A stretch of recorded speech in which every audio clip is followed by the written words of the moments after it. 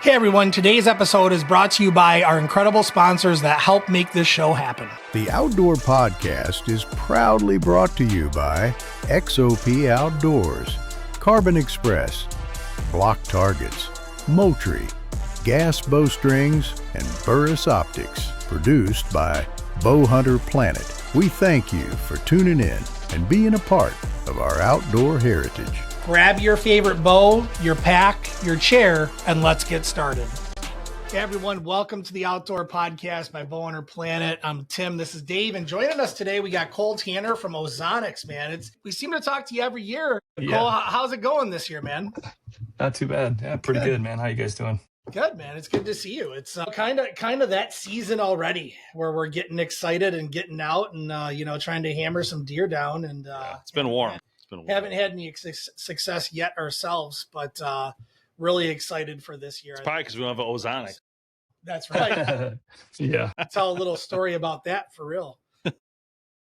Cole, why don't you start off? Tell us a little bit about Ozonics. I know you guys have been around for a really long time, right?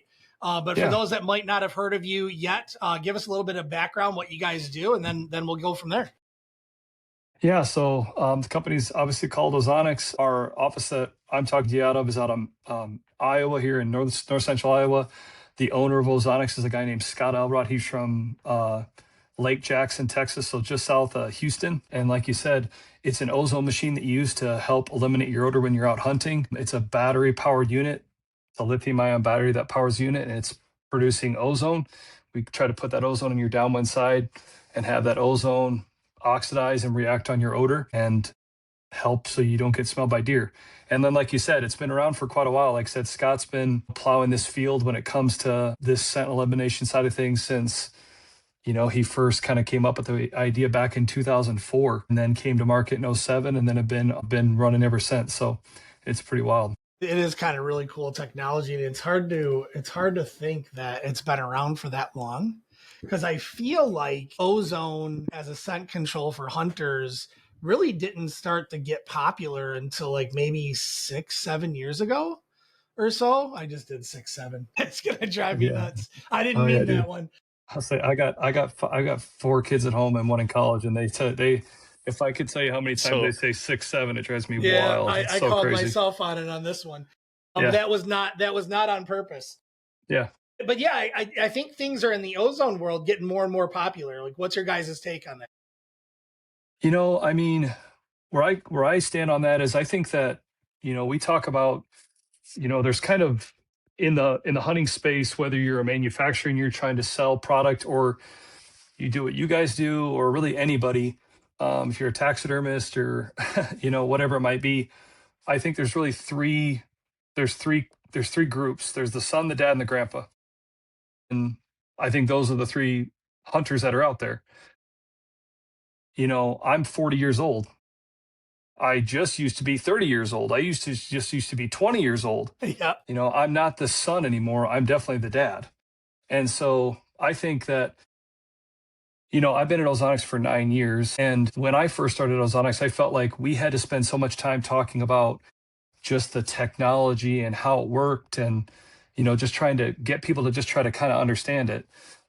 And I kind of feel like we've started to come back around to that again because, the son is now the dad, but the son is now the dad, but the son that's kind of coming up, that's 18 to 34-year-old guys, they might not know about it. You know what I mean? Their grandpa, their uncle, their dad might use it, but they don't know that much about it. And so it's kind of funny because feels like there is kind of this there's a demographic of these guys when we go to the consumer shows and we're talking to people on the phone that don't know that much about it, which is kind of bizarre because it's been around for, 20 years, you know what I mean? But yeah, like you said, I think the thing that we hear so much as well is, hey man, I don't know that much about it.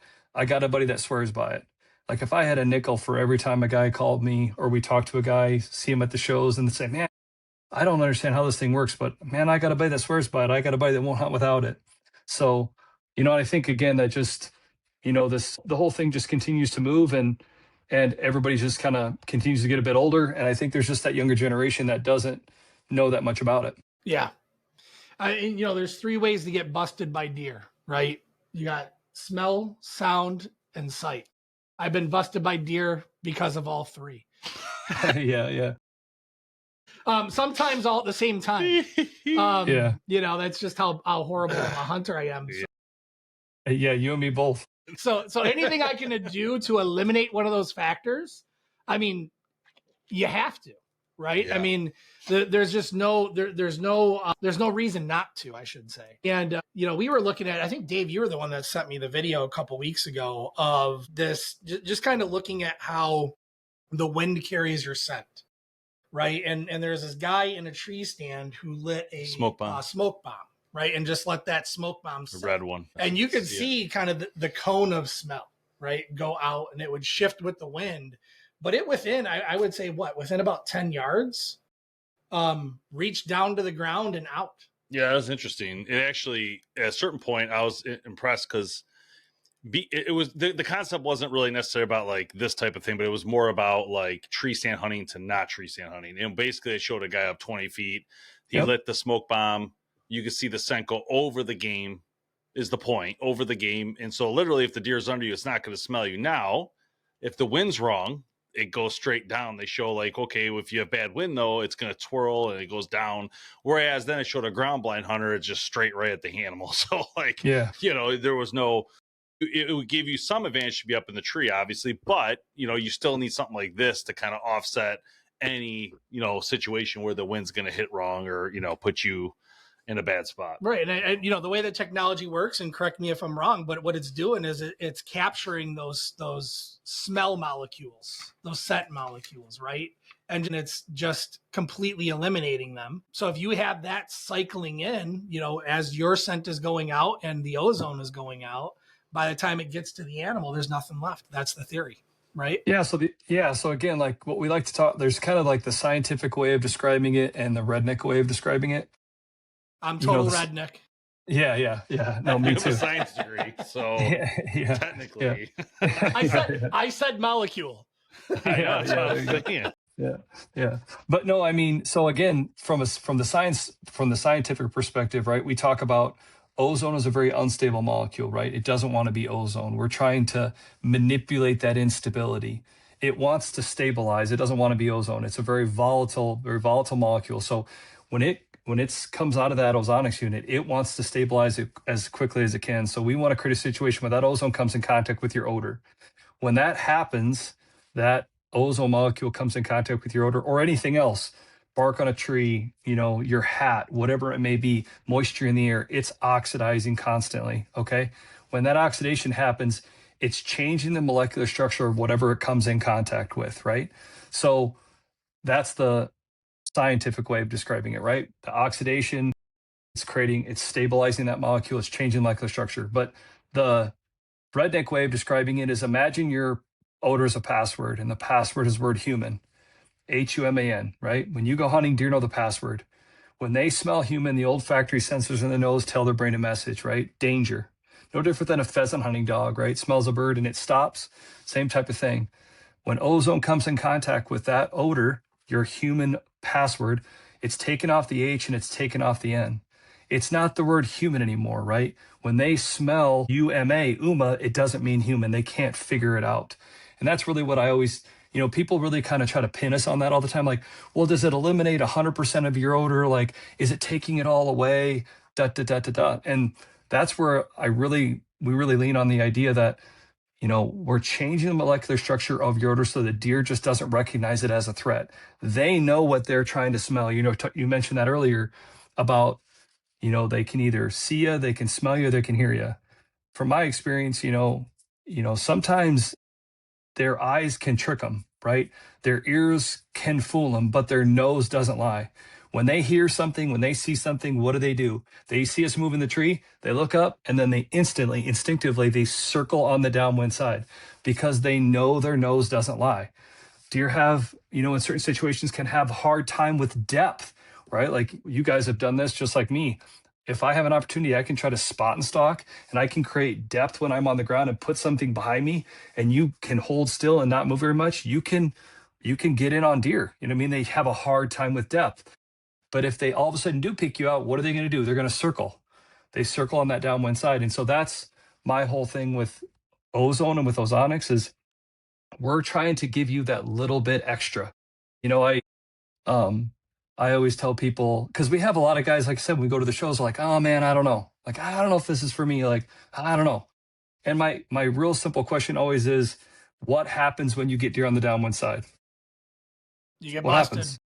But hear me out. But here's the interesting thing. What did you just say? You just said you get busted, right? What you really just told me is that your experience has taught you when you get deer on the downwind side, you get busted. You have some sort of scent regimen that you abide by right now, right? Yeah, You I don't have some shower sort for 4 days. That's part of yeah, yeah. part of Yeah, the me problem. too. Yeah. But in all seriousness, like we get this all the time. Guys say, man, if you get a deer on the downwind side, they bust you. Yep, you do. And then I ask him, what do you do? Do you do sprays? You do cover scents? What do you do? What happens? Like, what are those situations? But what you're really telling me is that your experience has taught you that when you get deer on the downwind side, you get winded. What you're really saying is that what you're doing right now isn't working. Yeah. Yep. What's the definition of insanity? Yep. Doing the same thing, again. doing it over and over, right? And what I'm saying is, and then when I say this, guys always go, okay, well, is it 100% then? No, it's not. It is not 100%. But if I told you that I could give you 10, if I could give you 10 extra seconds, 10 extra feet, 10 extra yards, 10 extra steps, 10 extra right? minutes before shooting light is over. Yeah. Yeah. But if I could just give you that little extra, and that for me is what Ozonics does, right? Like for me, before Ozonics, I got winded 100% of the time. Now I get away with it, not 100%, but probably 8 out of 10 times I get away with it in those situations where I get that little bit extra. And so that's really what it boils down to for me. And so let's talk real quick about the price of these units. I know you have multiple options. Looks to me as it starts as low as 300. Is that accurate? Yep, absolutely. Yep. So like you said, we really have 4 units right now that, are for sale. We've got our HR 230, then the HR 300, HR 500, HR 600. So like you said, you can get that HR 230 anywhere from that $200 to $300 range. You know what I mean? And then, like you said, we've got our HR 600 right now. We've got actually an awesome sale that we're running here in actually the month of October, where we're doing, $250 off on the HR 600, right? So it takes it from $700 down to $450. So, and then like you said, there's the HR 500, HR 300. There's kind of units, Onyx units, really depending on kind of what you're looking for. Does that make sense? It does. So I can talk about that for hours on all the different bells and whistles and what they do. And obviously, as you move from like the 230 up towards the 300, 500, 600, we look at more horsepower when it comes to more ozone, and then a bigger gas tank, meaning more runtime, right? So when you go from an HR 230 compared to like a 500 or 600, you're getting a lot more runtime and you're getting a lot more ozone output, right? And more ozone is going to help eliminate more odor. And then obviously, like I said, the 600 and the 500 both work with are app compatible, which is pretty cool. So you can turn the unit on and off. You can switch modes through the app, see your runtime left on your battery. And then, like you said, so there's some pretty cool features with those units as well. So when you use like the ozones I've used over the past, it always emits a scent, like a smell.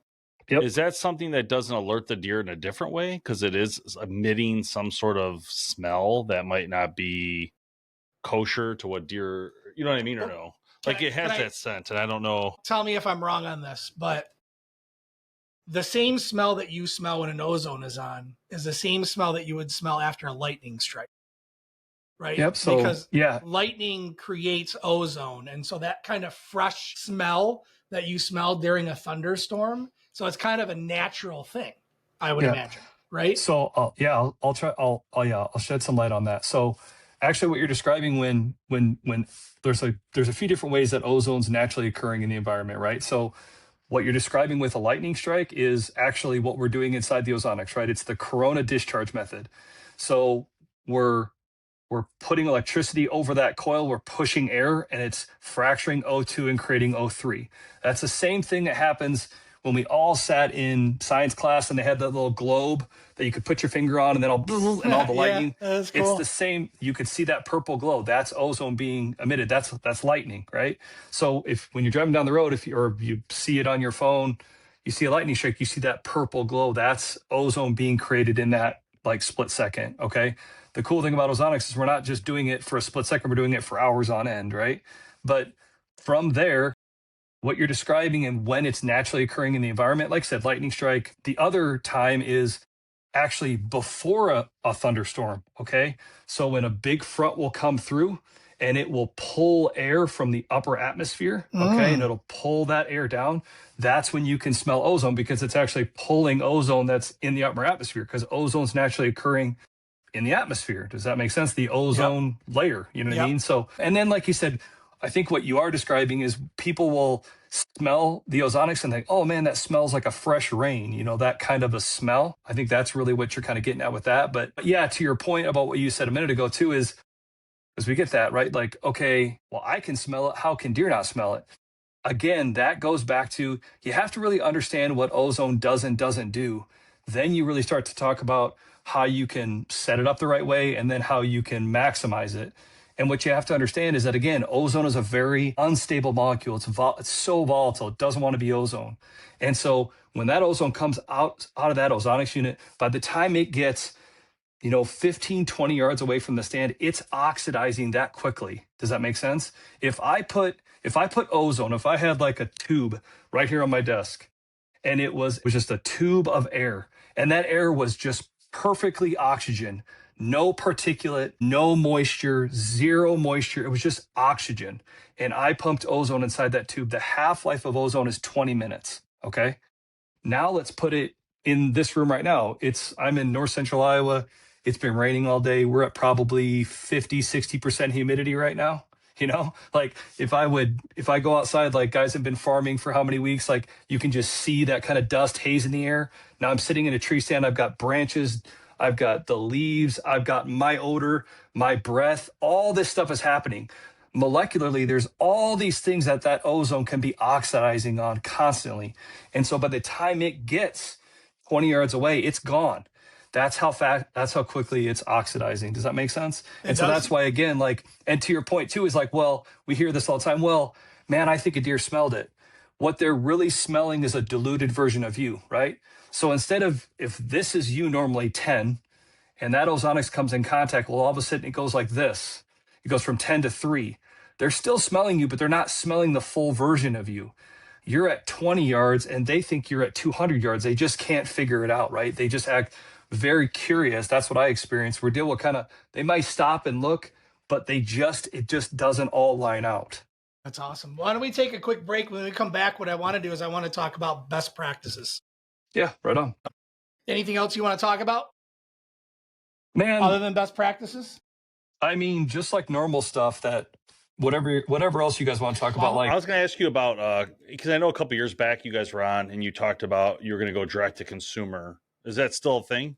Yeah, 100%. Yeah. Okay. We've kind of, like a lot of people have that's kind of morphed, right? Like we still sell the majority of what we sell online, but we actually started selling back in Shields, and then we sell on Amazon. You know what I mean? But yeah, cool. Guys, like, like sometimes like we do these types of things, and I love talking about it, and I appreciate you guys asking me, but like the other part is just real conversation, right? Like, you know what I'm saying? Because like I can sales pitch this all day long, but like, is that going to really make people buy? You know what I mean? Like, I don't know. You know what I mean? Like I do this, I can close my eyes and like do jumping jacks and recite all this, but like, let's have real conversation. Like, what do you guys really want to ask me? Just ask me. Like, let's just go through it. Like, because that's what I think I don't know. I feel like that makes more of a difference, right? Like because again, like we've put out hundreds of videos about all this stuff. You know what I mean? So yeah, but if you guys want to have like just real talk about hunting or just other types of things that you guys have questions on, or things that you might make me think that's going to make me feel uncomfortable, it's not. Okay. You know what I mean? Like, yeah. So like, just ask away.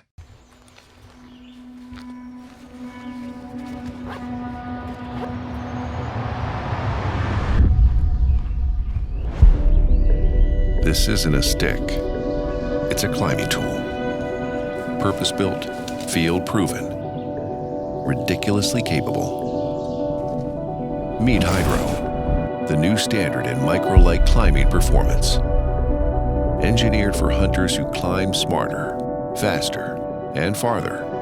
Hydro is equipped with the XR2 rope system, a lightning-fast, rock-solid attachment that thrives in both traditional and technical climbing setups. The wide V bracket, paired with access teeth, locks into any tree type with total confidence, minimizing kick-out, maximizing control. Fast up, solid down. No wasted energy. Built from our proprietary i7 alloy, Hydro delivers insane strength with minimal weight. An ergonomic handle gives you more comfort on long ascents, and integrated attachment points let you customize with aiders to match your climb style. Each Hydro comes standard with the Reactor 3-step aider, ready to run straight out of the box. Minimal, modular, mission ready. Whether it's the first stick on the tree or the last one down, Hydro is built to perform.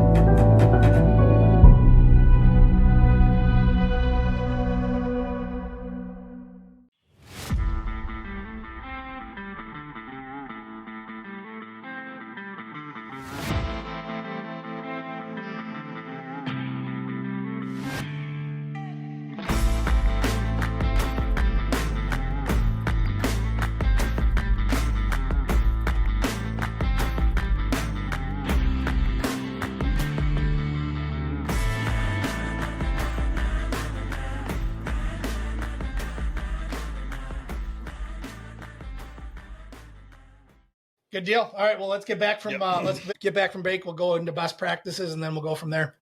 So, all right. Welcome back, everybody. Thanks to all of our sponsors. We're back with Cole Tanner from Ozonics. Cole, we wanted to pick it up with kind of best practices. So, if I have an Ozonics unit, like what should I be doing? What's the best way to utilize your product?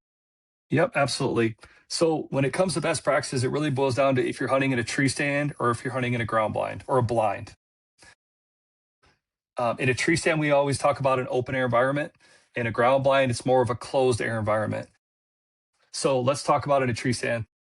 One of the main things is the modes. It's funny, we've talked about this for years, but I see videos on my phone. We're good. Can you guys still hear me? Yeah, You are it back. cut out for a second. Yeah, we're good. Okay, sorry. I'll run back into that. I tried to call everybody I could and said, please don't call me in the next hour, and they still called. Love it. And it was my little boy Jet. Perfect. Gotta love it. All about family, man. Yeah. No, but so yeah, when it comes to hunting in a tree stand, the first thing you need to remember is the mode. Okay. We hear this all the time still where guys are running it on the wrong mode. Okay. Standard mode is for blinds. Boost mode is for tree stands. So if you're in a tree stand, first off, you need to make sure you have it on boost mode. With the HR 500 or HR 600, there's also the hyper boost mode, which gives you that extra ozone output. But again, from there, the best practices are really the height, direction, and angle of the unit. So we always talk, you want to have the unit about 6 to 12 inches above your head, number one. Number two, always putting the downwind direction. I think that's the big one. We see so many people that just mount the Ozonics above their head and think that's good enough. The reality is most of us are hunting with the wind in our face, which means the downwind side is actually behind us. So you would want to mount that Ozonics and make sure you're pointing in the downwind direction at all times. And then third is that angle. We want it about a 30-degree angle down. If it's more than a 10, 15 mile an hour wind, you want to start taking it more vertically straight down. In essence, on a windier day, we're trying to pour that ozone to your downwind side faster. So again, height, direction, angle in a tree stand. We're not worried about you. We're worried about the odor coming off of you. If you smell the ozone in the stand, you're not using it the right way. The ozone needs to be getting exhausted in the downwind direction, okay? So we don't need you to be smelling it. We need that ozone to be coming in contact with your odor that's getting pushed towards the deer. And then in a ground blind, what we really want to focus on is we're not trying to treat the air in the blind. We're trying to treat the air leaving the blind. The air leaving the blind is what's getting to the deer. So again, in a blind, it can be an absolute slam dunk because it's a controlled air environment. We've got walls, we've got a floor, we've got a ceiling. We can really start to bottleneck and control where the air goes out of that blind. So we always talk about trying to create airflow within the blind, letting the air in and letting it out. And wherever that air is going out of the blind, we want to have that Ozonics above that window. So wherever your odor is going out, that's where that Ozonics is. We're not worried about the air in the blind. We're worried about the air leaving the blind. So don't just put it above your head, behind you in the blind, and think that's good enough. in all situations, we're trying to get that ozone in the downwind side. If you're using your ozonics right, whether in a tree stand or ground blind, you really shouldn't be smelling it. If you smell it, that's a great indicator that the wind is switched, and then you need to start adjusting your ozonics, if that makes sense. What about putting it outside of the blind? Yeah, Mounting on the outside of the window. Yeah, we get that a lot. It's not a bad idea. Again, in a ground blind, we're going to be in standard mode, but we'll have guys that walk up and be like, man, listen, I hunted a blind and I want to run it on hyper boost. Fine. I would say try to mount it outside of the blind, or they say, I want to mount it outside because I don't want to listen to it humming along. You know what I mean? That's totally fine. But again, figure out where that downwind side is and have it outside the blind, but by that downwind side window. And then the only thing that I would say is the tricky part about that is if you do have to switch batteries, like say you're doing an all day sit or you only have a standard battery, you're doing a long afternoon, you're not going to be able to as easily see what your runtime is. That is the advantage of the 500 to the 600 is you could have the app. Perfect. And then you could see how much runtime you have. But that's totally fine. If you want to run it outside the blind, you could run it on those extra modes. It just gets a bit harder to try to, if you're going to maneuver it or change it or anything, but you can do that if you like to too. Awesome. What is so like for like kind of stepping away from hunting? Do people use these for other things like cigar rooms or anything like that? Yeah, that's a good point. Yeah. All sorts of things. Like I said, it's funny. My wife and I, we just moved we have 5 kids and we're in Mason City, Iowa here, but we just moved like 45 minutes south of here, a little town called Britt, Iowa. And I've been working on a farmhouse for the last seriously year and a half, every waking moment at night and on the weekends. And it has a well. Well, we shocked the well when we first moved in and it made the water smell great. We got a wash off and everything else. Lately, you can kind of smell like that egg smell. You know what I mean? Almost like you take a shower and it's like, God, we use this water all the time. And so it's like I called and talked to the water people and I'm like, oh, is there something I can do? Oh, you can maybe shock the well again. So it's funny because I'm going through all this and I'm like, gosh, I have these Ozonics units. Why don't I just put them in my basement? And so you can use them for any type of odor, you know what I mean? So I run them in our basement every day, you know what I mean? I just run them in there and try to help eliminate that odor. There's lots of different Service Pro type companies that use them for fire-ridden houses. We'll get calls all the time from guys that own car detail companies. Yep. Lots of hotels use them for smoke, you know what I mean? In hotel rooms. And that's honestly the interesting thing for me, I'm 40 years old. So before this, I actually was a hunting guide in Southern Colorado. That's actually how I met Scott Elrod. He actually came on an elk hunt and that's how I met him. And when I was in Colorado, I was a videographer. I worked for a guy that had 2 national TV shows, filmed and worked with lots of different manufacturers. And it was in the hunting industry and kind of saw both sides of the fence. You know what I mean? And if you think the grass is greener, you're going to get over there and realize that you're walking in the same thing I can't say. Yep. And so, it's interesting because what I realize is and especially for me as myself, when I met Scott, I'm yeah, this ozone thing, whatever.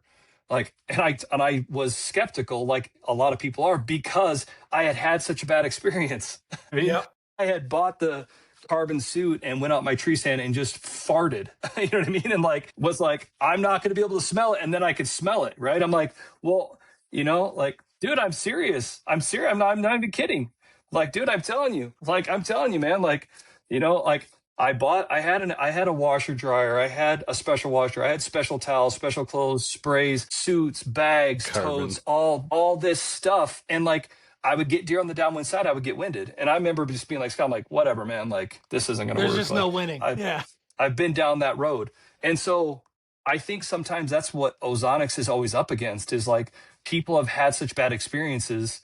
And belief is proportional to price, right? It takes a lot of belief at $450. It doesn't take a lot of belief at $14.99. So I get it. I was born at night, but not last night. So I get it. But yeah, like I said, the thing that kind of I think just really probably just frustrates me more than it does anybody else is I just hate to see people buying stuff that doesn't work. You know what I mean? And just wasting their money.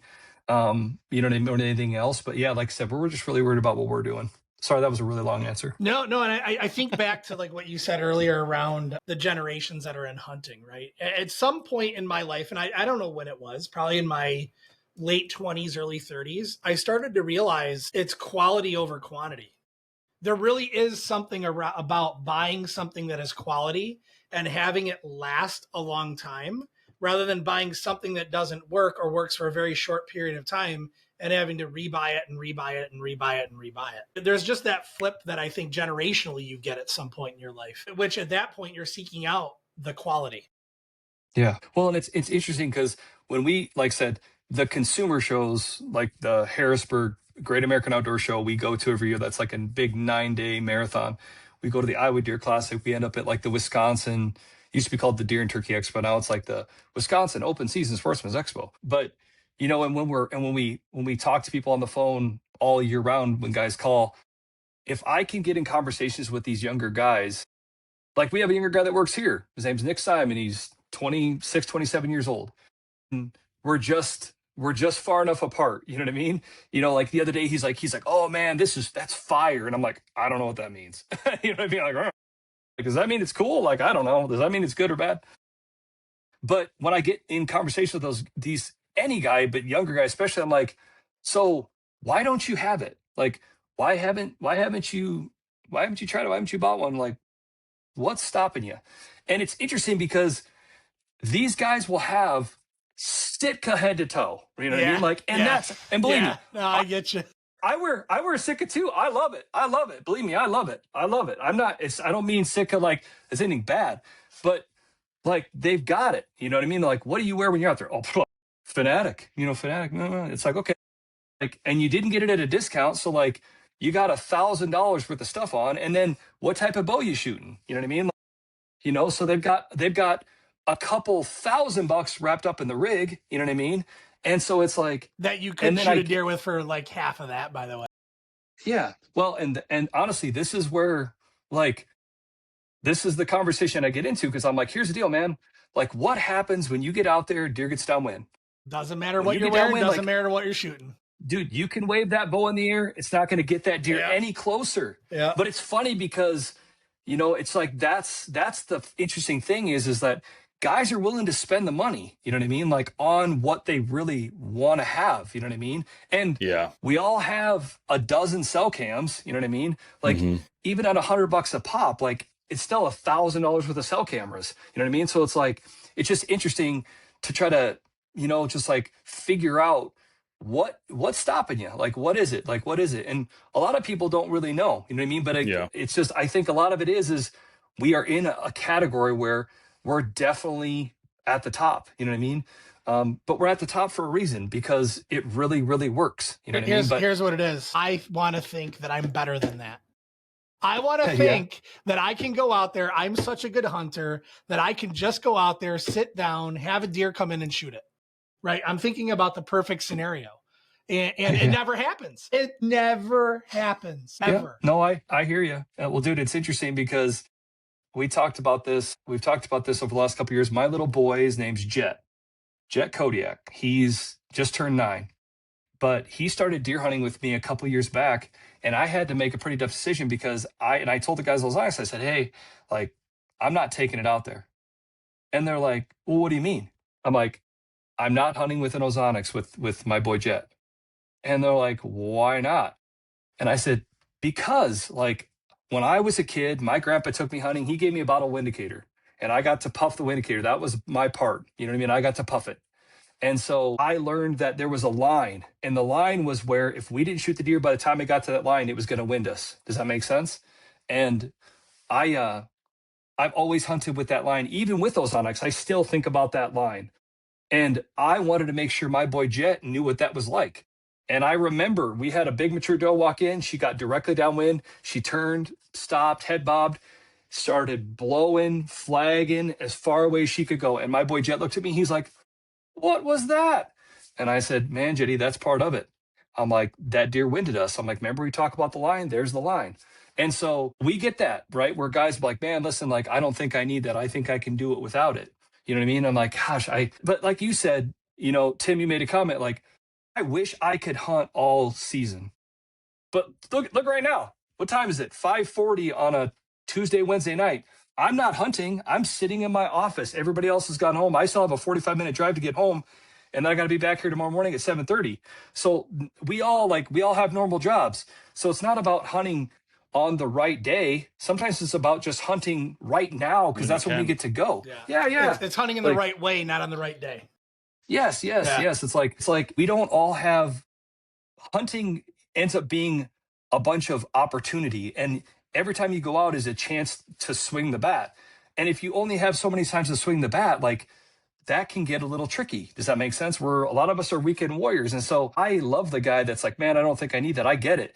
But dude, like, you only have so much time, and you don't have quantity, you have quality. So let's try to maximize that opportunity. And that's what, again, I come back to. That's where I think the Ozonics can really, really make the huge difference. I love it, man. Well, tell us a little bit about where people can find your units. And how can they find more information about you.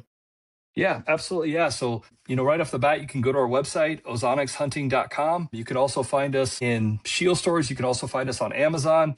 And then, like you said, if you have any questions, feel free to jump on our website and look at stuff, or give us a call. Our phone number is 979-285-2401.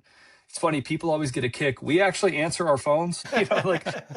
Surprisingly, I think some companies don't, because like people would call and they're like, wow, you answered. It's like, yeah, we're here, man. Well, give us a shout, or like I said, jump on our website.